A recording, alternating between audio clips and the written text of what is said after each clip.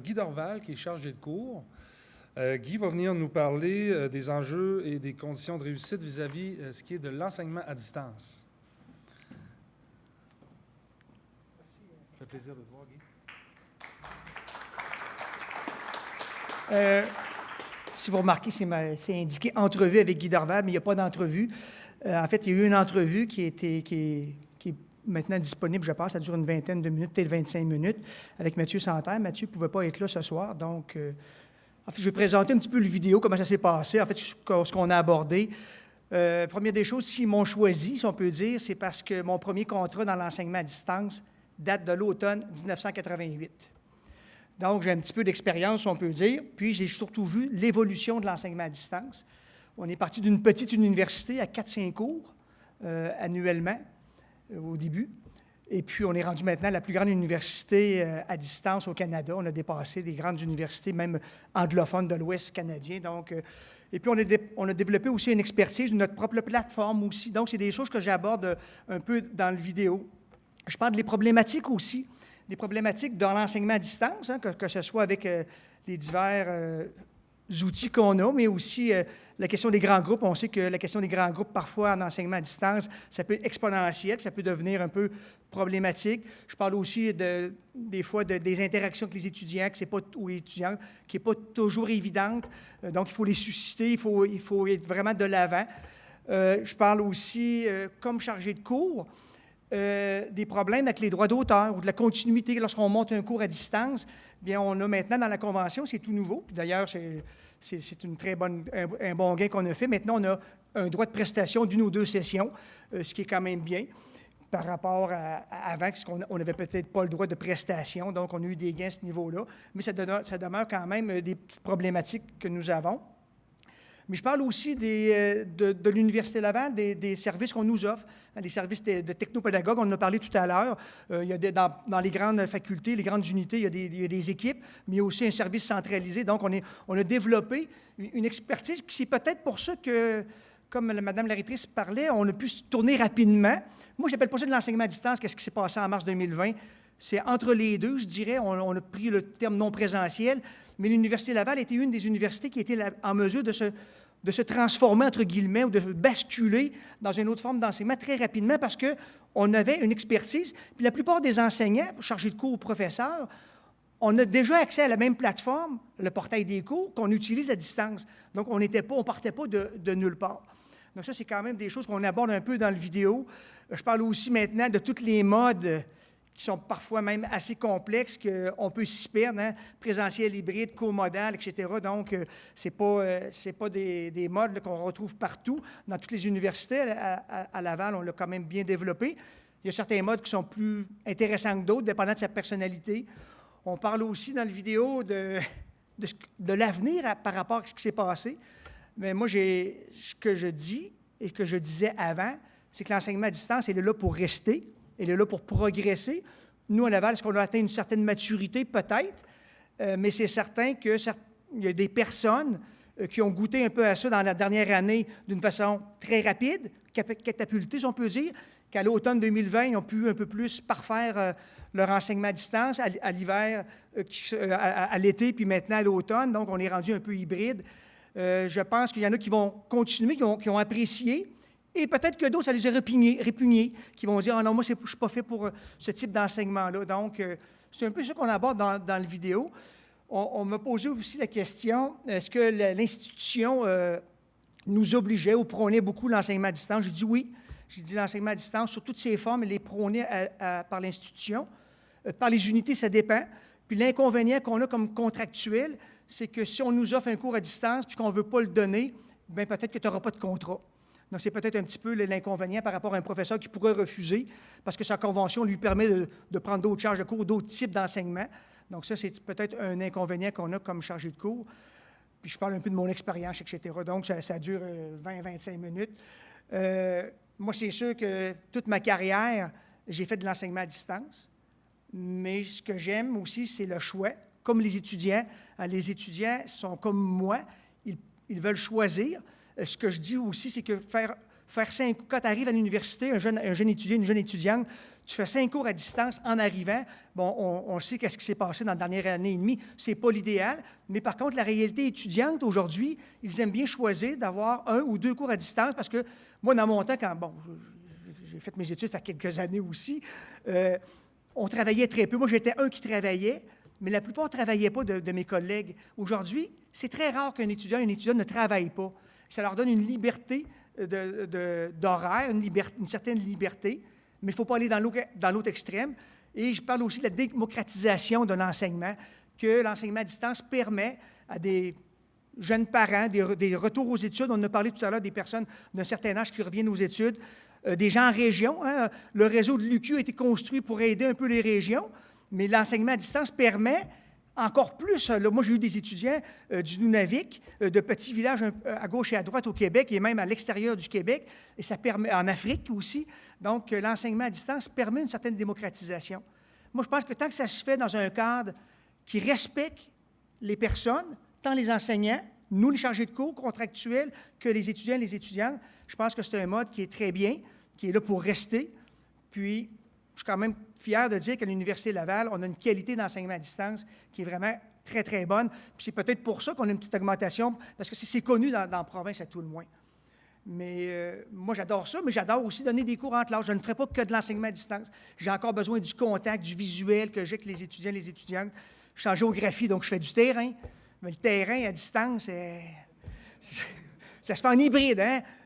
La théorie à distance, puis les excursions en présence sur le terrain. Donc, il faut trouver ce qui fait notre affaire, dans le fond. Puis, si ça vous intéresse, vous irez écouter la vidéo. C'est un peu comme une discussion de cuisine, je dirais, là.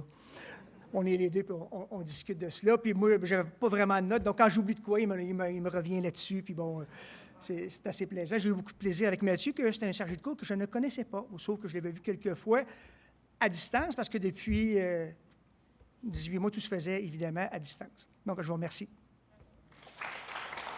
Bon, je ne sais pas s'il y a des questions. Oui, ils connaissent tout ça, l'enseignement à distance. Avez-vous des questions? Oui, Caroline?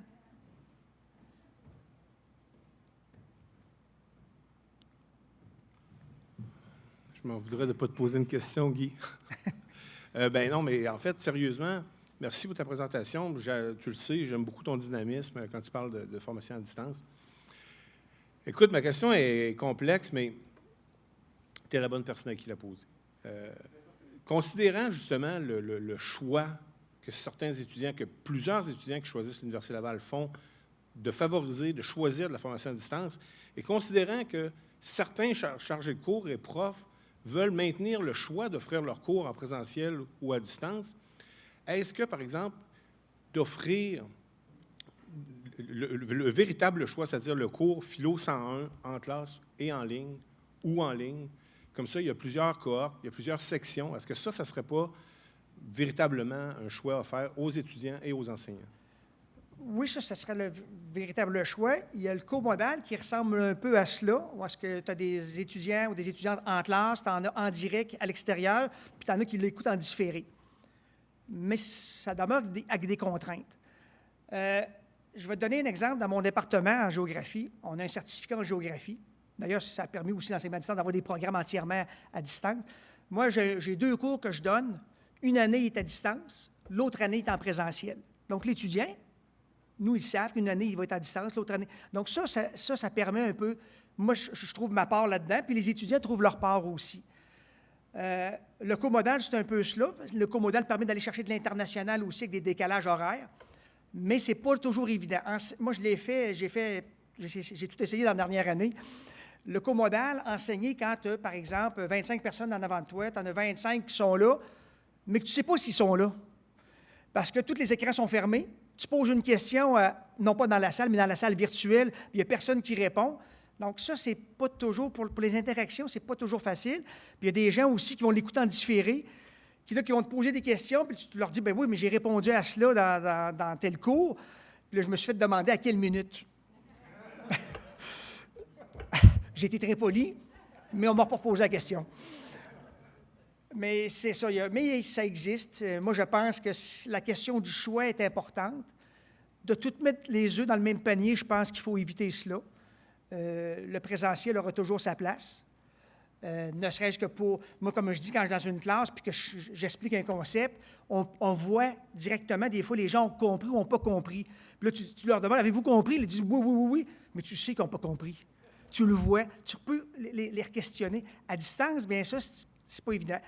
Par contre, pour l'enseignement à distance, surtout dans les grands groupes, bien, moi, j'ai eu des cours, surtout quand j'étais au baccalauréat, 200 personnes dans l'auditorium, c'est toujours les mêmes qui posent les questions, puis les gens qui sont introvertis, gênés, ils viennent te poser la question après. À distance, tu peux le faire, parce que tu as le recul, puis tu n'as pas la gêne d'être devant tout le monde. Donc ça démocratise aussi pour ces gens-là. Puis ça aide aussi les personnes, on parle beaucoup des accommodements raisonnables, les accommodements, en tout cas, raisonnables, on va les appeler raisonnables, éducatifs, peu importe. Bien, on sait qu'il y a des gens, beaucoup de personnes qui ont de la difficulté à rester concentrées longtemps. Dans un cours à distance qui est autoportant, bien, tu peux écouter ton cours ou lire tes documents, mais tu n'es pas obligé de faire ton 3 heures. À l'Université Laval, comme dans beaucoup d'universités, c'est à peu près 1h20 de cours, 20 minutes de pause, 1h20. Il y a peu de gens qui sont capables de rester concentrés si longtemps que ça. Puis ceux qui ont des problèmes, encore moins. Mais dans l'enseignement à distance, tu peux faire une demi-heure, 1 heure, tu fermes tout ça, tu t'en vas marcher avec ton chien si tu en as un, ou tout seul, avec ta blonde, peu importe, puis tu reviens après ça. Donc, tu as une liberté qui est... Mais c'est toujours la question de choix. Puis pour les chargés de cours, bien, c'est un choix des fois qui peut être monétaire. Et c'est là que le bas blesse, que je dirais, pour nous autres. C'est ce que je pourrais dire. Je confirme du temps, là, mais c'est une question. Oh, c'est pas grave, c'est notre président qu'on va y couper la parole un peu. Encore, peut-être pour mettre en contexte, j'enseigne aussi au collégial. Donc, nous, on s'est fait garrocher en enseignement à distance. J'ai survécu parce que j'ai enseigné à l'Université Laval plusieurs fois à distance. Donc, merci. Mais ma question est la suivante. Donc, d'un côté, en enseignement collégial, très réfractaire pour toutes sortes de raisons. Puis, si on pense, par exemple, on a généralement des petits groupes, une relation privilégiée. Donc, un étudiant de 2e année, par exemple, de cégep, qui n'a jamais fait de cours en ligne, qui soudainement arrive dans l'université, 5 cours, charge de travail lourde, des grands groupes, justement, soudainement des cours à distance, peut-être pas habitué de gérer ça. Est-ce qu'il y a des choses qu'on peut faire pour accompagner les étudiants? Est-ce que, comme institution, il y aurait quelque chose à faire? Puis, puis je pense pas juste aux étudiants collégiales, je pense aussi... quand on enseigne à des clientèles qui reviennent aux études après très longtemps, là, qui ne savent pas comment il fonctionne le portail des cours, ils ne savent même pas où aller chercher des informations de base. Donc, mis à part créer une vidéo qui explique le site ou quelque chose comme ça, là, bref, comment on peut accompagner des clientèles pour qui c'est plus difficile les cours en ligne? Je vais commencer par le plus facile. Le portail, c'est surprenant comment ils viennent habiles très vite. C'est parce qu'il est très convivial à faire fonctionner et à apprendre. Ce qu'il faut éviter, je dirais, surtout pour ceux qui arrivent du collégial, je l'ai dit tout à l'heure, c'est de leur donner 5 cours en ligne. Puis il y a des programmes qui avaient ça, puis que maintenant, on essaie d'enlever ça. Nous, comme en géographie, on avait un cours qui se donne uniquement en ligne, parce que c'est des grands groupes toujours. Et puis, c'est un cours qui est assez difficile, je peux dire, pour des premières années. Puis on l'a basculé à l'hiver, pour pas qu'il l'aille en première session. Donc, c'est sûr que les premières sessions sont plus... Déjà, de changer d'un mode collégial à un mode universitaire, où on te tient moins par la main, puis que tu as moins d'heures de cours, mais tu as plus de travail à faire d'une façon autonome, ça, c'est une problématique, que tu sois en présence ou à distance. Mais d'avoir 5 cours à distance, comme on a vécu il n'y a pas longtemps, là, en fait, on l'a encore vécu cette année ou cet automne, c'est pas l'idéal. Mais d'avoir un cours, moi, je pense que ce n'est pas un problème. Certains vont en prendre 2. Mais c'est sûr que un jeune ou une jeune qui arrive du collégial, leur donner 4-5 cours à distance ou que des cours à distance, c'est pas tellement bon pédagogiquement, je dirais, mais aussi pour leur intégration universitaire, parce que la vie universitaire, oui, c'est l'apprentissage, c'est les compétences, mais il y a des compétences sociales aussi qu'on développe quand on a 19, 20, 30, je dirais peut-être pas 30 ans, mais mettons 25 ans. Ben, il y en a qui, moi, j'ai commencé tard, c'est pour ça. Mais je veux dire, la période universitaire, elle est formatrice aussi dans ta personnalité, dans ce que tu es. Donc, oui, il y a la formation pédagogique qui est hyper importante, mais il y a le reste aussi de la vie universitaire. Puis, on a un super beau campus, bien, il faut y être sur le campus. On aura beau avoir des belles salles de classe, des infrastructures sportives, une bibliothèque, etc. Mais si on n'y a pas accès, ça ne donne rien. Mais il y a un risque avec... mais pour ce qui est de la réussite scolaire, les statistiques disent que dans l'enseignement à distance, il y a un petit peu plus d'abandon en début de session, légèrement, plus qu'en présentiel, mais le taux de réussite est plus élevé, un peu plus aussi, pas beaucoup plus, mais un petit peu plus. Donc, pour ce qui est de la réussite scolaire, ce n'est pas un problème. Si on persévère, puis qu'on évite certaines choses, je dirais. Oui. Oui. Nicolas Saucier, j'enseigne au département d'information et communication, puis je donne des cours à distance depuis plusieurs années. Et j'ai eu la chance d'être accompagné par un technopédagogue, donc ça ne s'est pas fait dans l'urgence.